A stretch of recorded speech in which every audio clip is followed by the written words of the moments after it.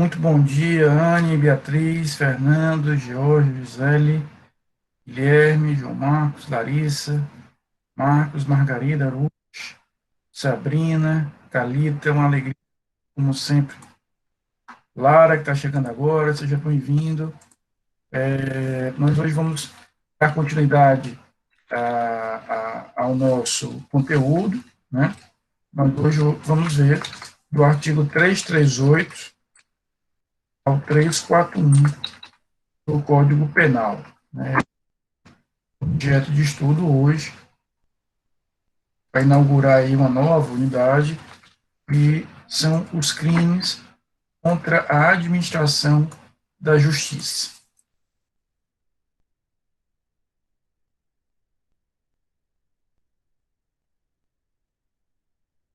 Crimes contra a administração da justiça, esse é o nosso objetivo da aula de hoje, né?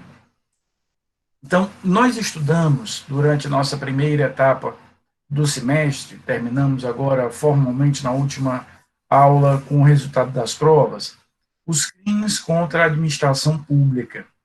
Ali nós tínhamos a proteção penal, a proteção jurídico-penal, de toda essa estrutura da máquina pública. Vocês devem se lembrar, quando nós começamos a ver essa unidade, lá na nossa segunda aula, eu dizia, olha, os crimes contra a administração pública não apenas protegem o patrimônio público, como eles vão além, eles protegem mais do que o patrimônio, né, eles vão muito além disso, e, ademais, quando a gente fala de crimes contra a administração pública, nós estamos considerando que todos os braços do Estado, ou seja, todas as funções do Estado, aquilo que a gente costuma chamar mais diretamente de poderes, poder legislativo, poder executivo, poder judiciário ou Ministério Público, todos esses ramos estatais possuem internamente máquinas administrativas, estruturas administrativas que são alcançadas, que são protegidas por esses crimes. Explicando de uma outra maneira, quando a gente fala de crimes contra a administração, nós não estamos protegendo apenas a função executiva ou o poder executivo. Eu posso ter administração no âmbito do legislativo, eu posso ter crimes contra a administração no âmbito do judiciário, eu posso ter crimes contra a administração no âmbito do Ministério Público. Então, se um servidor do Ministério Público se apropria de um computador do MP, ou um servidor da Justiça desvia em proveito próprio alheio um computador da Justiça, é crime contra a administração pública da mesma forma. Então, apesar do nome ser crime contra a administração pública, nós vamos aplicar aquele conjunto de crimes a toda a estrutura administrativa pública, não interessa se do Poder Executivo, do Poder Legislativo, ou do Poder Judiciário, ou mesmo do Ministério Público e de outras entidades chamadas aí de, digamos, paraestatais. Muito bem. Porém, quando a gente começa a estudar o que a gente vai ver a partir de hoje, aí sim nós estamos nos concentrando numa proteção da justiça em si. Então, os crimes que nós vamos estudar a partir de hoje, esses crimes contra a administração da justiça, estes sim têm um olhar voltado exclusivamente, essencialmente, para a justiça em si, para uma função específica do Estado, que é a função judicial ou jurisdicional. Então, os crimes anteriores, eles tinham um olhar mais amplo, os crimes atuais, eles vão ter um olhar voltado já mais diretamente para a administração judiciária em si. Vai trabalhar mais com a administração judiciária no sentido mais estrito. É isso que a gente vai ter a partir desse determinado contexto, desse determinado cenário. Muito bem.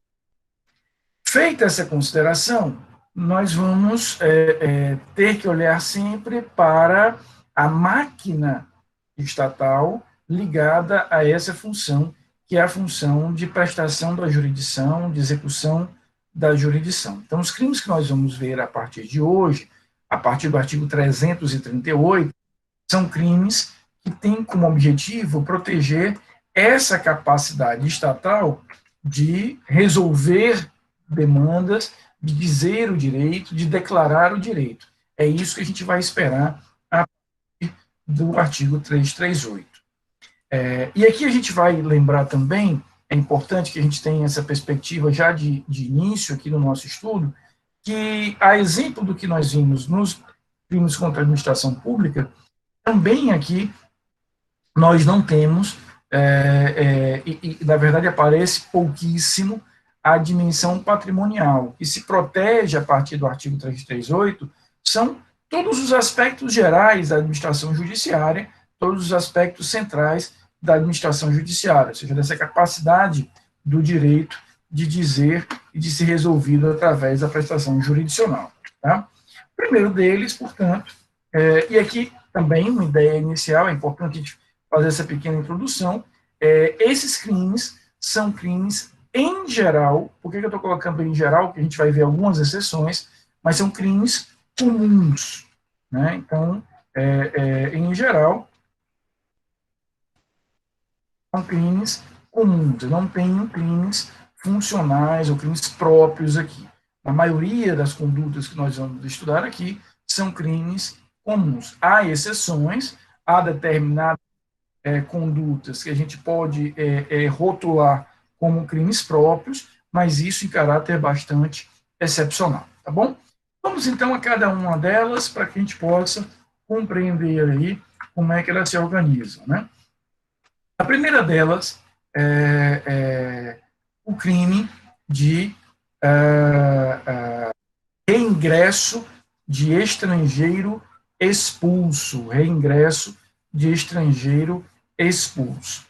Aqui eu queria trabalhar, por mais que seja uma matéria que vocês vão ver lá no direito internacional, lá no direito constitucional, eu queria trazer esses conceitos para cá, porque são importantes para que a gente possa alcançar o conceito preciso do artigo 338. Eu queria definir com vocês os conceitos de deportação, extradição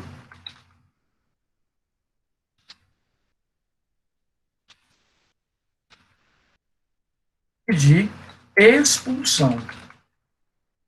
São três conceitos distintos, os três, por óbvio, né, atingem, alcançam o estrangeiro, mas eles têm lógicas distintas, eles têm raciocínios distintos, e, portanto, eu queria entender com vocês cada um deles. Vamos primeiro para a deportação. Os estados nacionais são estados, por definição, e não poderia ser diferente disso, são estados que são entre si soberanos. Então, são estados soberanos entre si e que, portanto, devem ser tratados dessa forma, né? Então, a gente vai tratar um estado como um estado soberano e que, portanto, merece efetivamente a compreensão de que eles se autodeterminam e eles definem os limites do exercício dessa soberania. Aqui tem um pequeno parênteses, tá? Parênteses muito rápido. Particularmente esse é um tema que me é muito caro, me é muito importante, porque foi um tema que eu estudei muito no meu doutorado. O primeiro capítulo da minha tese de doutorado é sobre soberania. Quando a gente fala em soberania, você está falando de um termo bastante amplo, e que você pode extrair daí dois conceitos básicos: a soberania do Estado, enquanto uma soberania estatal, e a soberania popular. Soberania popular é daqui que a gente vai decorrer a ideia de um sufrágio universal, da ideia da própria soberania do júri, lá do tribunal do júri. Mas eu quero me dedicar a essa soberania estatal. Então, a soberania estatal se caracteriza por esse poder, por esse atributo que o Estado tem de, efetivamente, ter condições de realizar uma determinada ação feita ou dirigida a que ele se autodetermine como Estado e imponha essa autodeterminação aos demais Estados. Então, quando eu sou um Estado soberano, eu não só me autodetermino como tal, como eu imponho essa minha presença, essa minha existência aos demais Estados nacionais. É por isso que, por exemplo, um dos pilares do reconhecimento da soberania é que haja um reconhecimento de outros Estados. Então, quando eu me declaro um Estado soberano, a primeira coisa que eu busco é que outros Estados me reconheçam como tal, para que eu possa, repito, estar agora entre eles e ser tratado como um ente estatal próprio e soberano, dotado desse atributo. E, claro, essa soberania traz ao Estado uma série de consequências, uma série de poderes, uma série de atribuições. A mais visível dessas atribuições, não é a única, mas a mais visível, a mais concreta, é o controle de fronteiras.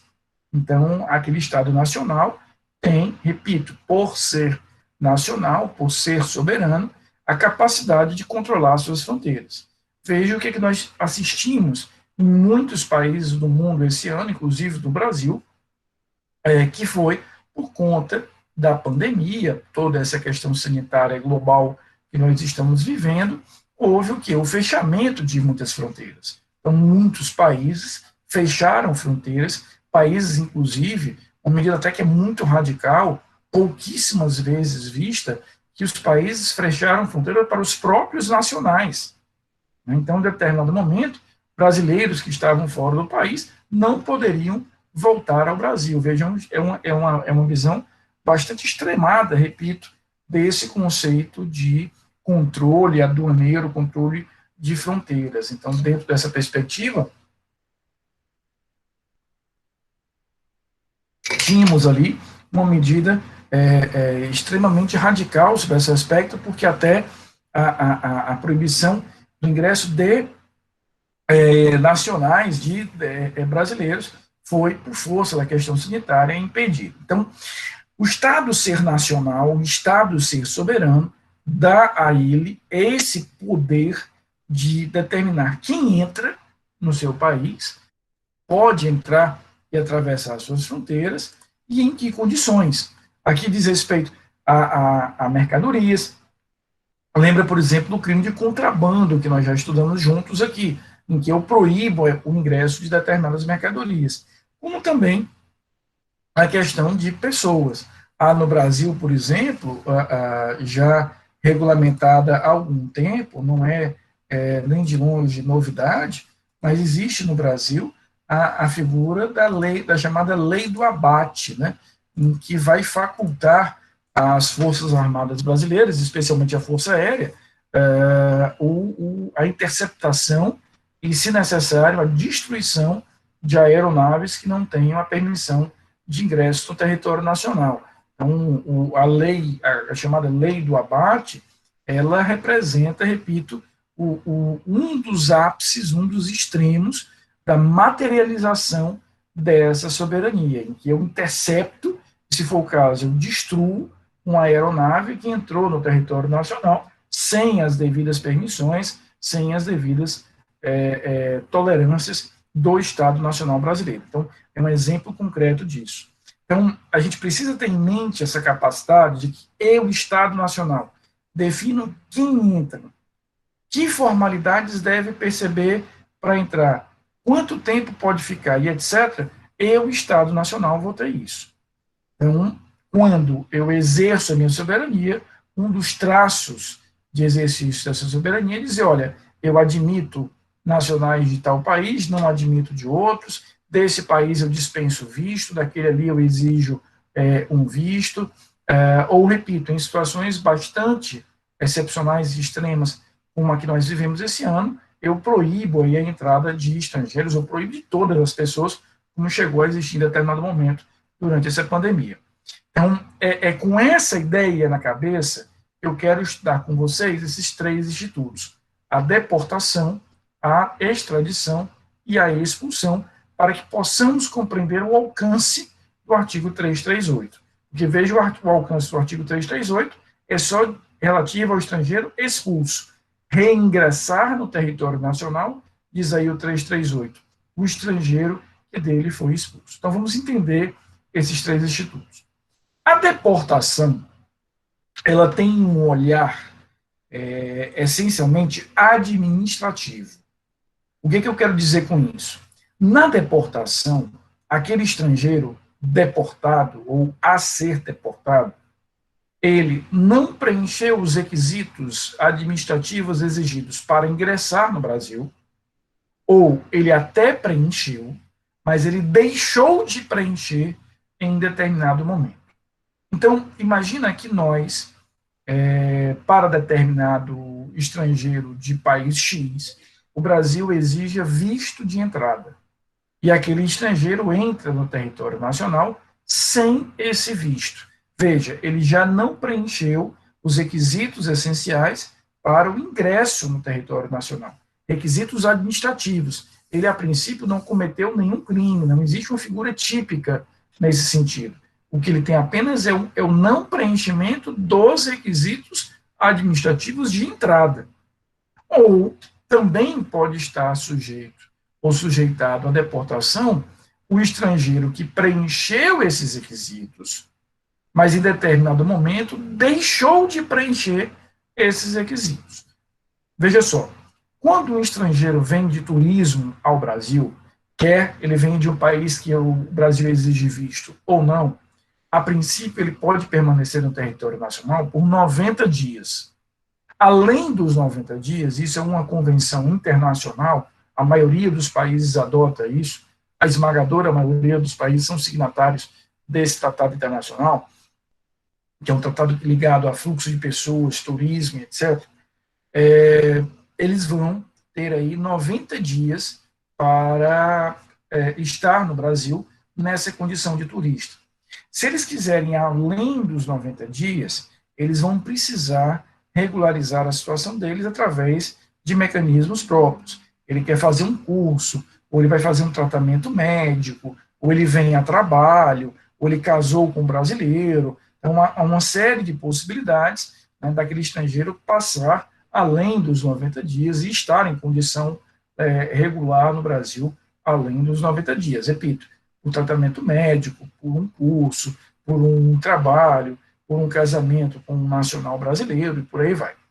Então, pode acontecer também do estrangeiro estar sujeitado à deportação quando ele ingressou licitamente, ele preencheu os requisitos de ingresso e entrada no Brasil, mas ele deixou de manter essa regularidade, porque, por exemplo, um exemplo simples, deixou de passar os 90 dias e não regularizou a sua condição naqueles termos. Esse é, repito, um exemplo de situações onde eu posso ter aí a deportação. Tá? Então, veja que quando eu deporto um estrangeiro, não necessariamente ele praticou crime, apenas ele não preencheu os requisitos administrativos para ingresso e permanência no território nacional, e esses requisitos são definidos pelo Brasil, repito, no exercício da sua soberania. Quando a gente avança para a extradição, o que acontece na extradição? Um outro Estado nacional, um outro país, solicita que aquele determinado indivíduo, aquela determinada pessoa, seja extraditada.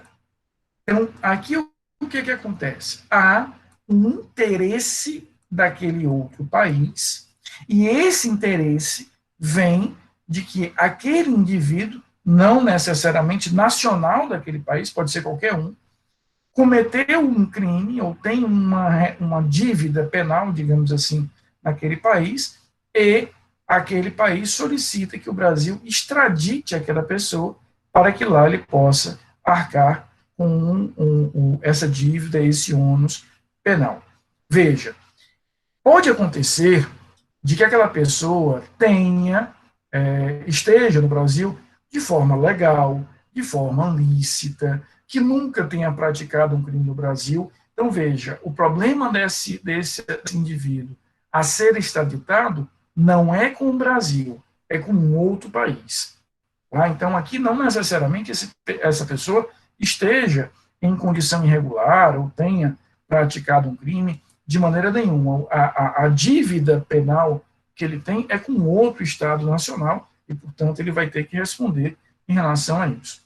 Essa extradição tem que observar algumas condições. Por exemplo, a principal condição tem que haver um tratado entre os países que vai regulamentar, né, que vai definir o alcance próprio dos termos da extradição.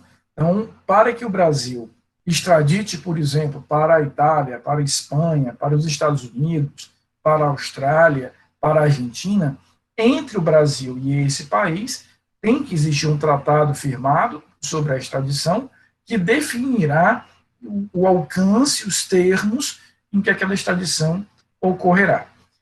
Não se pode extraditar se a pena que aquela pessoa receberá no país que solicita a extradição é uma pena vedada, proibida na Constituição brasileira. Então, eu não posso extraditar, por exemplo, se a pena que aquela pessoa vai sofrer no país que pede a extradição for de morte, for de banimento, for de trabalhos forçados, for de caráter perpétuo.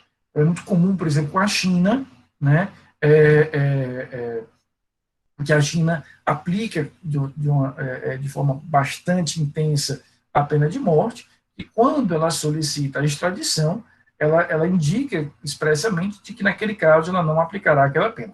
Claro que vocês podem me perguntar o seguinte, Rafael, mas imagina que aquele país diz que não vai aplicar a pena, eu extradito, chega lá e ele aplica a pena e mata, por exemplo, aquela pessoa.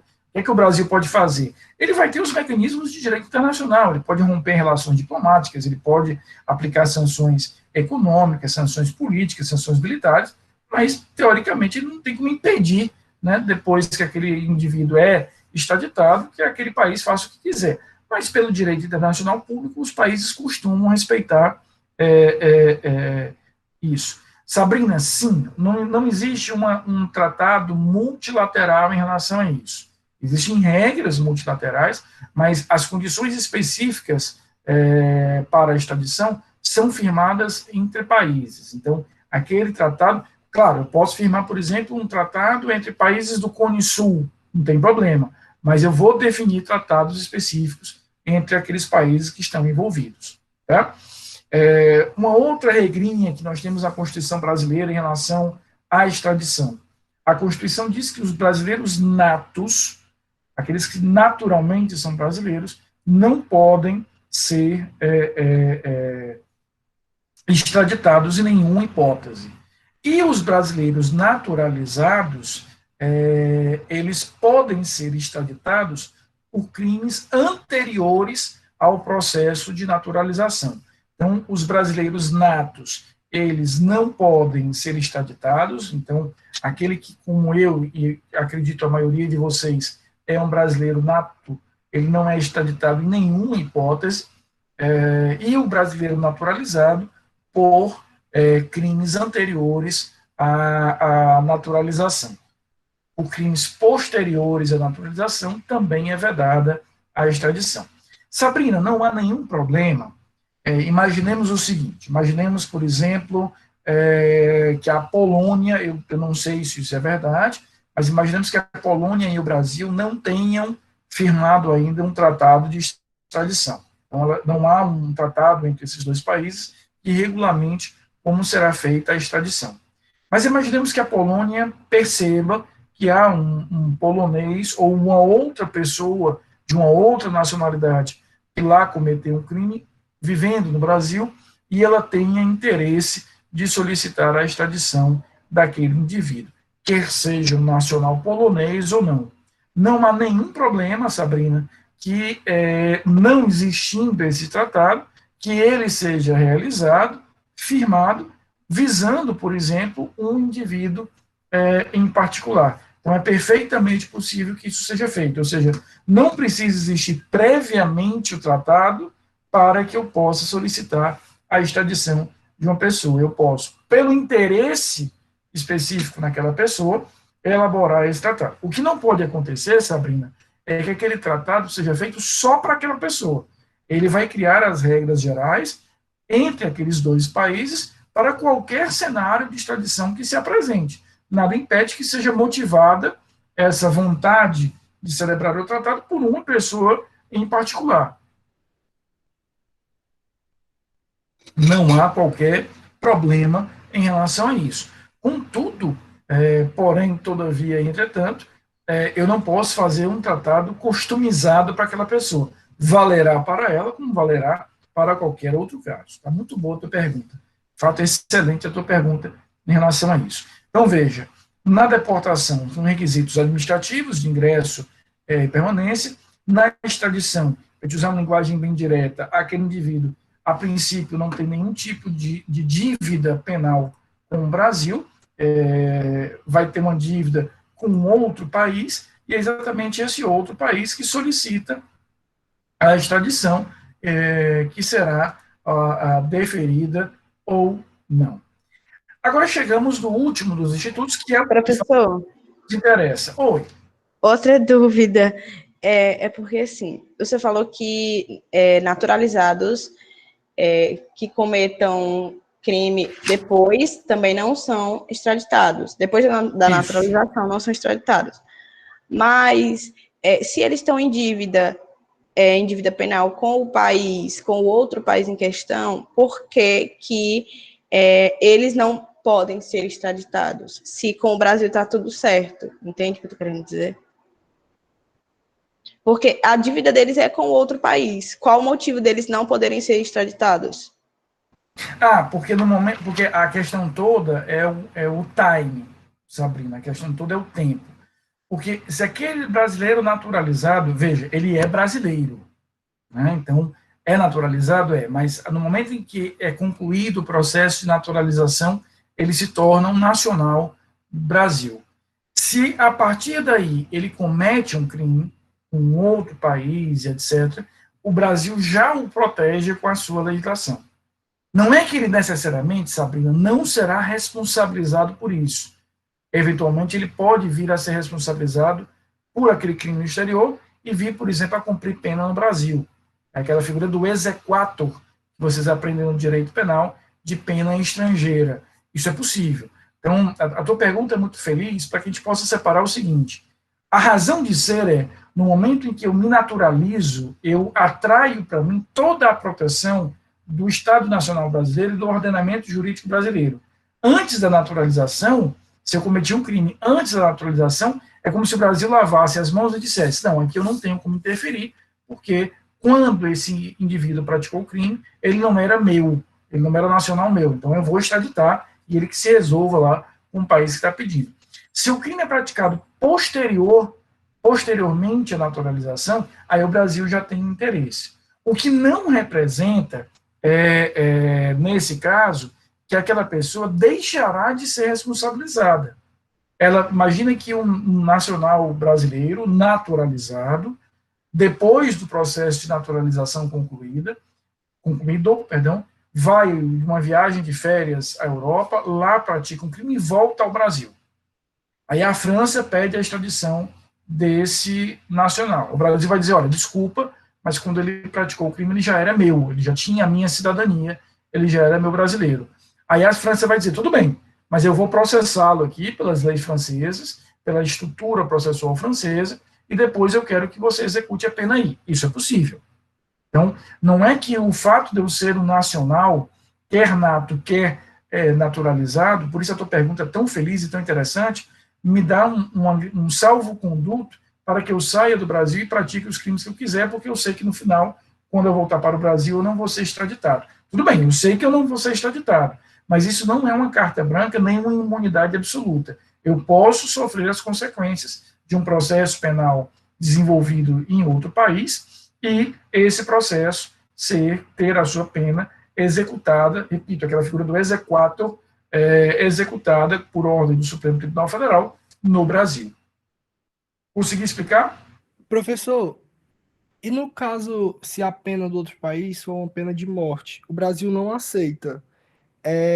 vai ter essa limitação, por exemplo, eu sei que tinha a pena limitada a 30 anos, no máximo, também vai ter essa limitação? Elgio, a tua pergunta tem duas partes. Vamos primeiro pela primeira parte. Obviamente, se a pena que aquele país fixou para aquele indivíduo e está pedindo que seja executada no Brasil for uma pena proibida no Brasil, nós não vamos executar. E aí o Supremo Tribunal Federal tem dois caminhos. Ele pode simplesmente negar a execução, ele não concede o exequatur, que é essa ordem de execução da decisão internacional, estrangeira, ou ele pode adaptar isso para a realidade brasileira. Tá? Então, ele pode converter isso para uma pena compatível com o Brasil. E a questão dos 30 anos é o tempo de cumprimento de pena. Uma pena pode até ter uma fixação mais alta, mas ele vai estar vinculado àquele limite de 30 anos, que recentemente, pelo pacote anticrime, subiu para 40 anos. Tá? Mas aí, quem vai definir o alcance dessa determinada pena é especificamente o Supremo Tribunal Federal, porque será dele a decisão exequatur pelo cumprimento, ou seja, se é possível, o que é o exequatur? É você, eu vou usar uma palavra muito direta, mas é como se eu traduzisse aquela decisão para a realidade brasileira, para a lógica brasileira. Então, ele recebe a decisão estrangeira, verifica a sua compatibilidade com o ordenamento jurídico brasileiro e define em que condições aquela determinada decisão será executada no Brasil. Nesses casos, ele pode simplesmente não conceder o exequatur, dizer, olha, essa pena ela é completamente incompatível com o ordenamento constitucional brasileiro e eu não tenho como adaptá-la, ou pode de fazer aí uma adaptação nesse caso. E aí, ao adaptar, ele vai fixar o quanto de pena, quanto tempo pode cumprir, etc. Mas, claro, sempre, já que a pena está sendo executada no Brasil, por óbvio, condicionada aos requisitos e às condições brasileiras. Consegui explicar? Obrigado, professor. Eu que agradeço a sua pergunta, Elza. Muito obrigado, viu? Veja, então a gente já entendeu a deportação, a gente já entendeu a extradição, e aí nós chegamos na expulsão. O que acontece na expulsão? Lembra que eu falei que a deportação são aspectos administrativos, a extradição, ele não tem nenhuma dívida no Brasil, a dívida penal que ele tem com outro país, então a gente joga esse cara para outro país, lá que ele se entenda com aquele Estado Nacional. Já na expulsão, não. Na expulsão, ele comete um crime no Brasil, ele pratica um crime no Brasil, responde por esse crime no Brasil, e depois que ele responde, nós o expulsamos. É como se eu dissesse, cara, eu não te quero mais aqui, vaza, ou seja, ele é responsabilizado pelo ordenamento jurídico brasileiro, pela justiça brasileira, por um crime praticado aqui. Veja, não tem nada a ver com a extradição, porque na extradição a dívida é com outro país. Aqui não, a dívida é com o Brasil. Ele responderá pelo crime no Brasil. Depois que ele cumpriu a pena, aí eu vou expulsá-lo. Existe um processo legal de expulsão. Todo esse processo corre no âmbito do Ministério da Justiça. Então, veja, não é uma consequência automática e direta da condenação criminal. O juiz criminal, quando te condena por aquele crime, ele vai condenar o crime, fixar a pena e encerra ali o trabalho do juiz criminal. Vai existir um outro processo, esse desenvolvido no âmbito do Ministério da Justiça, ou seja, um processo interno do Ministério da Justiça, que vai apurar se é o caso ou não de expulsão. Nesse processo, aquele estrangeiro terá direito ao contraditório, terá direito à ampla defesa. Então, a gente vai perceber que é um procedimento paralelo. Não entendam a expulsão como uma consequência da condenação criminal. Não. O processo criminal vai olhar apenas para a prática do crime. Então, o cara praticou um homicídio no Brasil, um sequestro, um estupro. Ele responde por aquele determinado crime, há o processo, há a condenação, cumpre a pena, depois é instaurado no Ministério da Justiça um outro processo, aí com um objeto específico, que é a definição da expulsão em si do Brasil. Então, ele somente será expulso quando houver essa decisão do ministro da Justiça. E aí, a gente entendendo o que é expulsão, é como se o Brasil dissesse, olha, você cometeu um crime, você já pagou aqui a dívida com a gente, mas eu não te quero mais aqui. Vaza. Normalmente, veja, normalmente a expulsão vai ser feita para o país onde aquele indivíduo é nacional. Então, se eu estou expulsando, por exemplo, um argentino, normalmente ele irá para a Argentina. É o normal do direito internacional. Tá?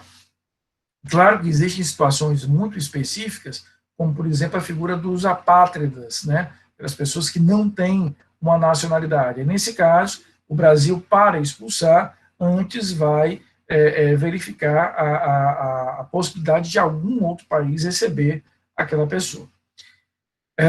Então, o que é o crime do entendidos esses três institutos, o que é o crime do 338? Aqui, o estrangeiro teve decretado o ato de expulsão, portanto, teve decretada a sua expulsão, sai do Brasil, de fato, ele é expulso, e quando há esse decreto de expulsão, no decreto, vejam só, vai constar por quanto tempo aquele indivíduo não poderá voltar para o Brasil. Não pode ser algo ad eterno, porque ofenderia a Constituição de que não há nenhuma pena em caráter perpétuo. Então, aquele decreto de expulsão, ele determina quanto tempo aquele estrangeiro, depois de ser expulso do Brasil, deve observar antes de pleitear a volta ao Brasil. Normalmente, esse período é de 10 a 15 anos. Né? É normalmente o padrão utilizado para a fixação do período de expulsão. Então, o crime do 338, vejam como é um crime específico. O estrangeiro teve a decretação da expulsão, foi de fato expulso, portanto, ele sai do território nacional, e antes da conclusão desse prazo, ele resolve voltar ao território nacional, reingressar no território nacional, sem as devidas permissões. Então, é um crime aqui onde o estrangeiro que foi expulso resolve voltar para o Brasil sem poder fazê-lo, porque ele estava naquele período ainda de expulsão. Isso só vale para expulsão. Veja, aqui a gente tem que aplicar o princípio da legalidade, portanto, se ele está falando apenas de reingresso do estrangeiro expulso, não vale para extradição, não vale para deportação. Ficou compreendido esse crime? Podemos avançar? Alguma dúvida mais? Professor, Oi. sobre a expulsão, a pessoa pode ser expulso por tempo indeterminado ou não? Não, porque nesse caso, Sabrina, aí a gente teria aquela regra da Constituição, que quando a Constituição fala que não haverá pena em caráter perpétuo, não é só a pena, são todos os efeitos da pena. Né? Então, eu não posso ter como decorrência da pena algo que seja eterno. Até pode acontecer, Sabrina, o seguinte, no decreto de expulsão eu vou fixar um prazo em que aquele estrangeiro não pode voltar ao território nacional. Imaginemos aqui que foi fixado um prazo de 10 anos.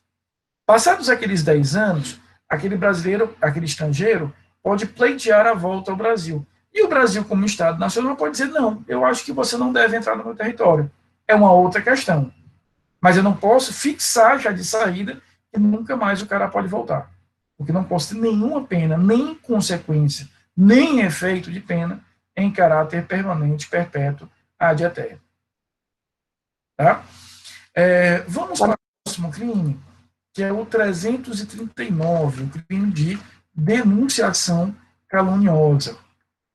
Então, veja o que diz aí o 339. Dar causa à instauração de investigação policial, de processo judicial, instauração de investigação administrativa, inquérito civil ou ação de improbidade administrativa contra alguém imputando-lhe crime que sabe inocente. Pena 2 a 8 anos. E eu tenho aqui as causas de aumento e diminuição de pena dos parágrafos. Parágrafo 1º, a pena é aumentada da sexta parte, se o agente serve do anonimato ou de nome suposto. Parágrafo 2º, a pena diminuída de metade, se a imputação é de crime de contravenção. Vamos entender o que é isso aqui, e principalmente a diferença entre a denunciação caluniosa e a calúnia, lá do artigo 138, que vocês estudaram no semestre passado. Na denunciação caluniosa, primeiro vamos entender o seguinte: a calúnia é um crime contra a pessoa, está lá no artigo 138. A denunciação caluniosa é um crime contra a justiça. A gente já localiza aqui num outro patamar, num outro raciocínio, essa determinada estrutura que nós vamos ter de crime. Então, o que eu tenho aqui, efetivamente, quando eu falo em denunciação caluniosa, o crime é um crime que envolve a administração judiciária. Estou atentando contra a administração judiciária e não, efetivamente, contra a figura específica de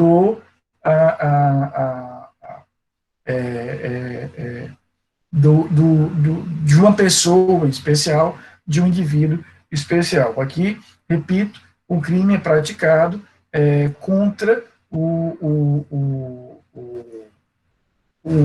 a máquina judiciária como um todo. Né? Esse é o primeiro ponto.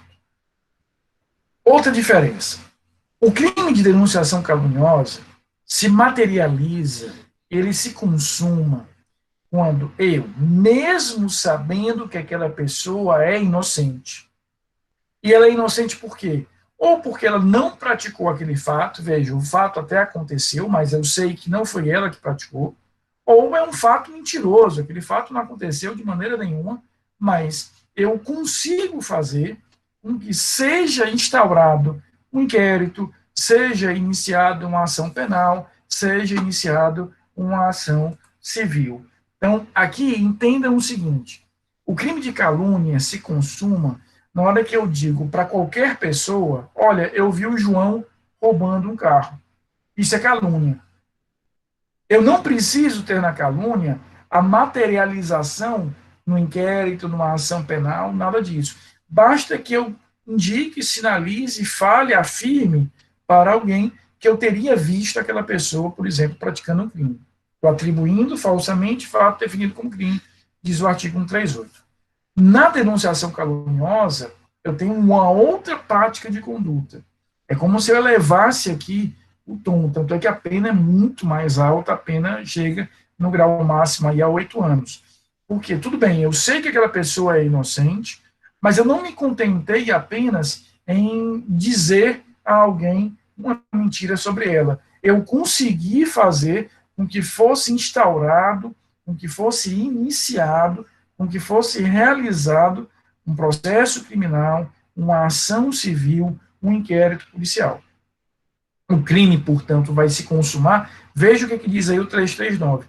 Dar causa à instauração de. Então, no momento em que aquele inquérito é instaurado, no momento em que aquela ação penal ela é iniciada, nesse momento é que o crime vai se materializar, é nesse momento que o crime vai se consumar. Então, o crime aqui é um crime sensivelmente mais grave do que o crime de injúria, é um crime, repito, muito mais grave do que o crime de injúria, porque nele eu fiz com que existisse uma ação concreta própria do Estado, no sentido de materializar concretamente uma determinada conduta de investigação, né, ou mesmo de apuração penal em relação àquilo. Então, aqui, eu sei que aquele indivíduo é inocente, e aqui a inocência eu sei de qualquer maneira, ou seja, o que eu quero dizer de qualquer maneira? O fato não aconteceu, é um fato inventado por mim, ou o fato até aconteceu, mas eu tenho ciência de que aquele indivíduo não é o autor. O crime de denunciação caluniosa é um crime que só existe na modalidade dolosa. Portanto, eu tenho absoluta certeza da ciência, estou atribuindo, tenho absoluta certeza da inocência, estou atribuindo àquele indivíduo a prática daquele crime, e eu consegui fazer com que o Estado realizasse de forma concreta uma ação nesse sentido. Repito, inaugurando um inquérito, inaugurando uma ação penal, inaugurando uma investigação civil que seja. Ele aumenta a pena aí no parágrafo primeiro quando a gente tem um crime praticado através do anonimato, né, ou de nome suposto, ou seja, eu solicito, por exemplo, um inquérito policial e eu invento um nome, eu não uso o meu nome, ou eu faço isso através de uma ação anônima. Eu tenho aí o aumento de pena do parágrafo primeiro. E há no parágrafo segundo uma separação, onde ele vai diminuir a pena se aquilo que eu estou atribuindo a um indivíduo não é um crime, mas é uma contravenção, ou seja, um ilícito penal menos grave, um ilícito penal de menor relevância. Mas qual é a diferença básica entre a injúria do 138 para a denunciação caluniosa? Lá, eu apenas atribuí a alguém falsamente a prática de crime. Aqui eu dei um passo além, porque eu não só atribuí, mas eu consegui fazer com que existisse uma ação do Estado contra aquela determinada pessoa, com a instauração de investigação, com o início de uma ação penal, com o início de uma ação de improbidade, por exemplo. O 340 vai falar de comunicação falsa de crime ou contravenção. 340, provocar a ação de autoridade, comunicando-lhe a ocorrência de crime ou contravenção que sabe não ter se verificado. Aqui, queridos, é aqui, por exemplo, que entra a figura daqueles trotes que eu ligo para a polícia e comunico um fato que, na verdade, não aconteceu. Seria esse crime de comunicação falsa de conduta tida como criminosa. Então, aqui eu estou, aspas, né, vou usar aqui uma linguagem figurativa, mas eu estou, nesse caso, realizando um engano, digamos assim, em relação ao Estado. Estou enganando o Estado, dizendo que houve uma determinada prática criminosa, quando, na verdade, não houve, e acaba por promover aí uma atuação do Estado nesse sentido. Então, eu tenho, né, um engano, um engodo por mim realizado, que acaba por provocar uma atuação do Estado. Eu gero um deslocamento de uma ambulância, de uma viatura do Corpo de Bombeiros, de uma guarnição da Polícia Militar, de um helicóptero, mobilizo a Defesa Civil. Então, eu faço uma ação sabendo efetivamente que aquele fato não aconteceu, que vai representar isso. Cuidados em relação ao 340. Primeiro, eu estou comunicando a ocorrência falsa, a ocorrência indevida de um crime ou de uma contravenção. Então, o que eu estou informando à autoridade, o que eu estou informando ao Estado, é a prática de um crime ou de uma contravenção. Se o que eu estiver informando ali for algo mentiroso, mas que provocou a atuação do Estado, mas que, na verdade, não é tecnicamente uma contravenção ou um crime, imagina que eu comunico ao Corpo de Bombeiros que está havendo uma inundação. Então, que houve um incêndio em determinado local, que eu sei que aquele fato não aconteceu. Não necessariamente aquilo ali é um crime. Então, fugiria do alcance do 340. Lembra sempre dos limites decorrentes da aplicação do princípio da legalidade. Né? Lembra sempre dessa limitação, que é a limitação que a gente vai ter que observar aqui, ou seja, quando ele fala aí em comunicação de crime ou de contravenção, a gente tem que lembrar que somente eu vou aplicar isso quando eu estiver falsamente comunicando um crime ou uma contravenção. E vamos aproveitar para ver a diferença entre o crime anterior, né, de denunciação caluniosa, e o de falsa comunicação de crime. Lá, veja, na denunciação caluniosa, eu tenho um objetivo específico, eu tenho uma pessoa em que eu vou mirar na minha ação, existe um objetivo próprio, eu sei que aquela pessoa é inocente e eu consigo fazer com que o Estado venha a materializar algum tipo de ação, algum tipo de conduta contra aquela determinada pessoa. Então, a denunciação caluniosa tem um foco em alguém, eu estou mirando efetivamente a alguém, e essa pessoa, repito, receberá a atuação efetiva do Estado dentro desse cenário. É muito diferente da figura aí que nós temos no 340, que eu estou simplesmente comunicando um fato que, em tese, seria criminoso, mas, na verdade, é falso, sem especificar quem teria sido o autor, né? Sem especificar, por exemplo, que eu quero início de investigação. Então, eu ligo para a polícia e digo, olha, estão assaltando aqui, estão roubando um banco aqui perto da minha casa. Nesse caso, eu vou praticar o crime. Veja, eu não estou sinalizando de nenhuma maneira, de nenhuma forma, a prática de um crime em particular. Eu não estou aí praticando ou atribuindo de nenhuma maneira, de nenhuma forma, um crime específico. Eu estou atribuindo em termos gerais a prática daquela determinada conduta. Tá? É essa a grande diferença que nós vamos sinalizar de um lado ou de outro nesse cenário. O 340 e o 341 estão compreendidos, está bem entendido isso? Podemos seguir?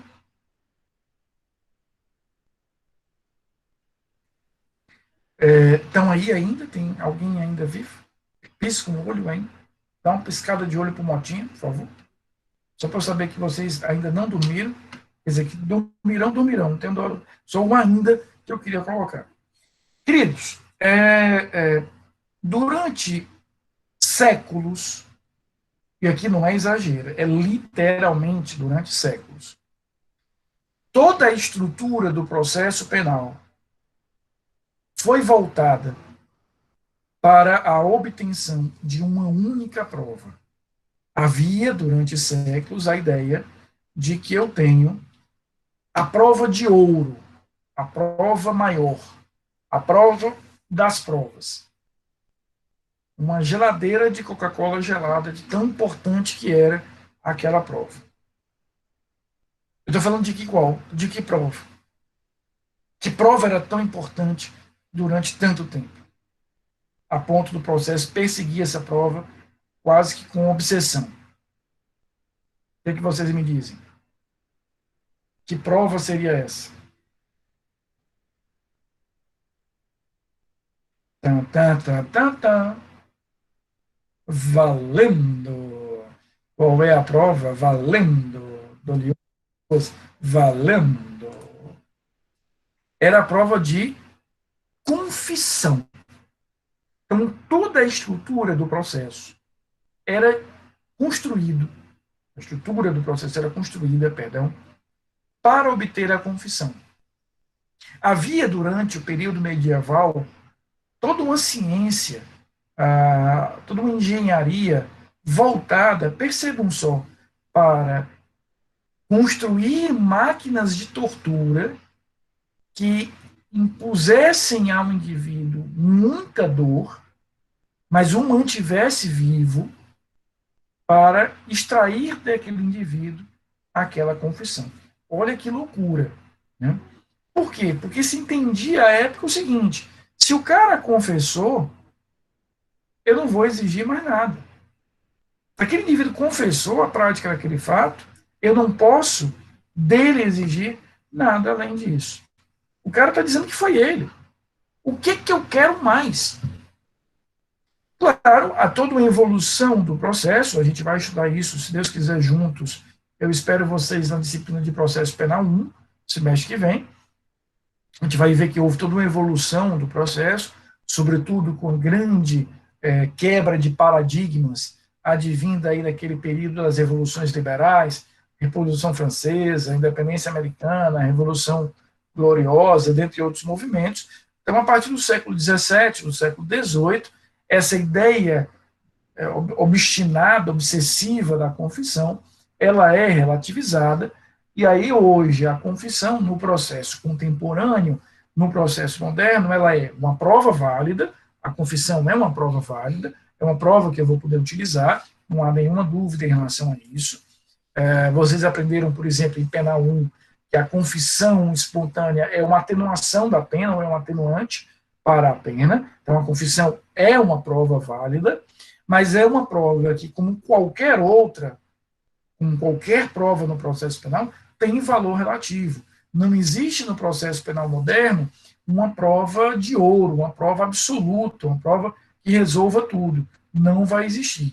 Tá? O que eu vou ter no processo penal é sempre um conjunto de provas que irão decidir, deliberar efetivamente sobre a eventual responsabilidade ou não daquele indivíduo. Então, a confissão é uma prova relevante, mas é uma prova que vai pesar tanto quanto as outras. Tanto é que no processo penal, eu vou ensinar para vocês, lá em processo penal 1 e 2, que eu só posso considerar a confissão só tem o valor que ela deveria ter, se e somente se ela estiver em harmonia com o resto da prova. Então, aquela confissão só será válida se ela dialogar com o resto da prova. Então, ela tem que ter uma ressonância, um eco nas demais provas. Ela, por si só, isoladamente, ela não pode resolver a parada. Explicando isso de outra forma. Alguns séculos atrás, quando aquele indivíduo confessava, acabava ali o processo. Não precisava de mais nada. O cara confessou. O que é que eu vou esperar mais? O camaradinho ali já confessou o fato. O que é que eu posso esperar além disso? O cara está dizendo que foi ele. Eu não posso esperar nada além disso. Hoje, a gente vai entender que a confissão é relevante, mas eu não posso levá-la a um valor, dar a ela um valor absoluto, porque eu reconheço que o cara pode estar confessando porque ele está sendo ameaçado, ele pode estar confessando porque alguém pagou para ele confessar, ele pode estar confessando porque ele quer um benefício. É muito comum, por exemplo, das organizações criminosas, eu confessar o crime que foi praticado por alguém que tem uma posição superior à minha naquela organização, para que eu tenha algum tipo de benefício, de benesse daquela organização. Ou eu estou confessando para proteger alguém, protegendo meu pai, minha esposa, meu filho. Então, o valor da confissão, como o valor de qualquer outra prova, ganha uma dimensão meramente relativa. Eu vou ter um valor meramente relativo. Nessa perspectiva, né, o que nós vamos ter? A ideia de que esta confissão, insisto, deve ser compreendida como uma prova válida, porém de valor relativo, como qualquer outra. E mais ainda, se eu confesso um crime que eu não pratiquei, eu estou agora praticando um crime, que é o crime do 341, acusar-se perante a autoridade de crime inexistente ou praticado por outrem. Então, no momento em que eu me autoacuso de um crime que não aconteceu ou foi praticado por outra pessoa, agora sim eu estou praticando um crime. Então, o crime vai ser praticado a partir desse determinado momento. Veja, eu não tinha praticado aquele crime, mas eu vou praticar o crime a partir daquele determinado contexto que a gente vai ter aqui. E aí você pode me perguntar, Rafael, qual é a razão de ser do direito penal definir como um crime o simples fato de eu dizer que eu pratiquei um fato que nem existiu? Ora, aqui há toda no momento em que eu me autoacuso de um fato inexistente, ou de um fato que até foi existente, mas praticado por outra pessoa, eu estou desviando a energia do Estado, que poderia ser utilizada para descobrir quem foi, de fato, o autor, ou para investigar outros crimes, daí porque eu gero um prejuízo à administração judiciária, no momento em que eu acabo fazendo com que o Estado canalize a sua energia de uma maneira indevida para apurar um fato que ou é inexistente ou não foi por mim praticado. Aqui está o dano, o prejuízo causado por esse crime do 341. Eu faço com que a máquina do Estado seja movimentada seja realizada sem as devidas cautelas, as devidas observâncias. Então, eu vou gerar um desgaste de energia, porque ele vai estar desviando aí a sua atenção, investigando algo que não deveria investigar. Tá? Não saiam agora, eu vou já perguntar por mais dúvidas, mas deixa eu só fazer rapidinho aqui a chamada de vocês, por gentileza, não saiam no momento da aula, tá? Um minutinho apenas.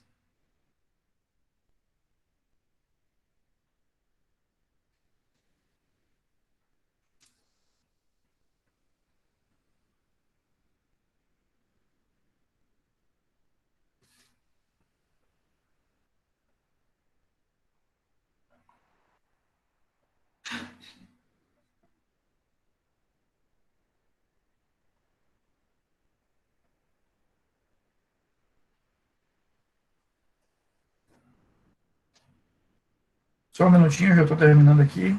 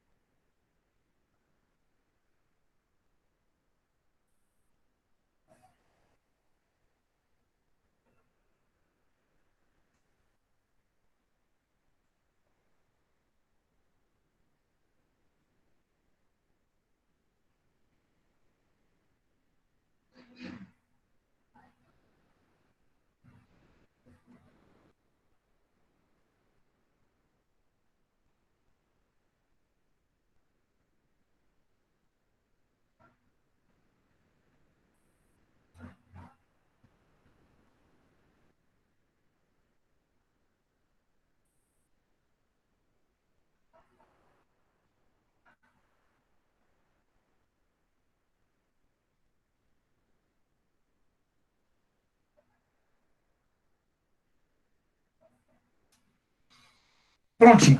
Dúvidas sobre tudo que nós vimos hoje?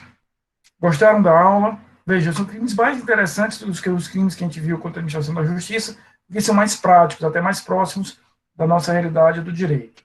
Alguma dúvida mais? Obrigado, Beatriz, obrigado mesmo. Eu realmente sou apaixonado por vocês são super assíduos. Veja, mesmo em regime remoto, dos 36, nós temos 32 em sala. Isso é uma alegria imensa para mim, como eu sempre gosto de dizer. Realmente isso me faz muito, muito feliz de saber que vocês seguem aqui comigo e a gente vai aprender cada vez mais tudo isso. Veja, na próxima semana, nós vamos ver, já na terça-feira, o mais importante crime contra a administração da justiça, que é o crime de falso testemunho.